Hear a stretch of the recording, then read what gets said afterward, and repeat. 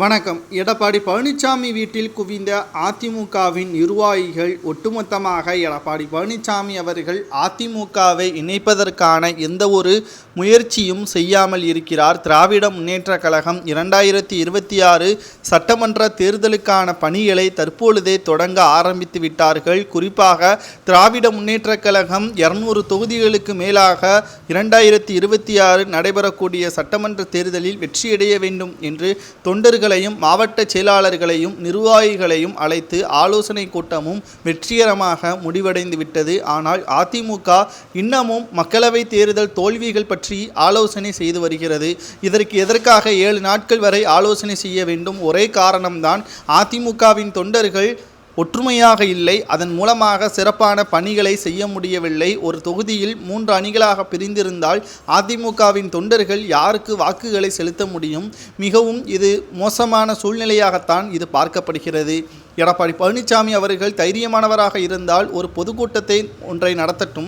அதில் அதிமுகவின் தொண்டர்கள் ஒட்டுமொத்த நபர்களுக்கும் அழைப்பிதழ்களை வழங்கட்டும். அதில் எத்தனை நபர்கள் கலந்து கொள்கிறார்கள் என்பது பார்த்தால் தெரியும். எடப்பாடி பழனிசாமி அவர்களது உண்மையான முகம், அவர்களுக்கு இருக்கின்ற ஆதரவாளர்கள் என்பது வெட்ட வெளிச்சத்திற்கு வந்துவிடும் என்று தற்பொழுது அதிமுகவின் நிர்வாகிகள் செய்தியாளர்களது சந்திப்பின் பொழுது கூறியிருக்கிறார்கள். இன்று நடைபெற்ற மிக மோசமான சூழ்நிலையாக இது பார்க்கப்படுகிறது. எடப்பாடி பழனிசாமியின் வீட்டில் நாங்கள் முற்றுகையிட போகிறோம். எடப்பாடி பழனிசாமி அதிமுகவிலிருந்து நீக்கப்பட்டவர்களை மீண்டும் இணைக்க வேண்டும்.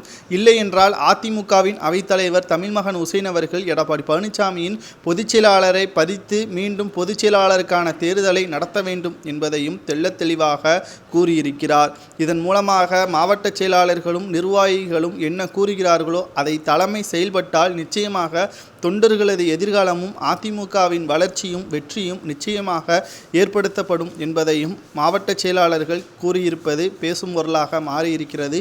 எடப்பாடி பழனிசாமி அவர்கள் வீட்டிலேயே நிர்வாகிகளை சந்திப்பதால் அவர் புரட்சி தலைவியாக மாறிவிட முடியாது.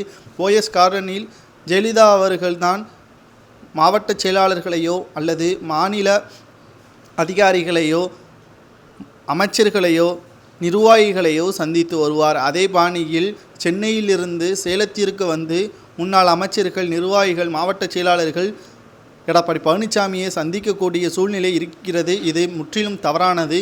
எடப்பாடி பழனிசாமியின் எண்ணம் அனைத்தும் அதிமுகவை வளைத்து போட வேண்டும் என்றுதான் இருக்கிறது. குறிப்பிட்ட சமூகத்தினருக்கு மட்டும்தான் ஒதுக்கப்பட வேண்டும் என்றும் இருக்கிறது. இது முற்றிலும் தவறானது என்றும் மாவட்ட செயலாளர்கள் கூறுவது சரியா என்பதை உங்களது கருத்துக்களை கமெண்ட் வாயிலாக கூறுங்கள்.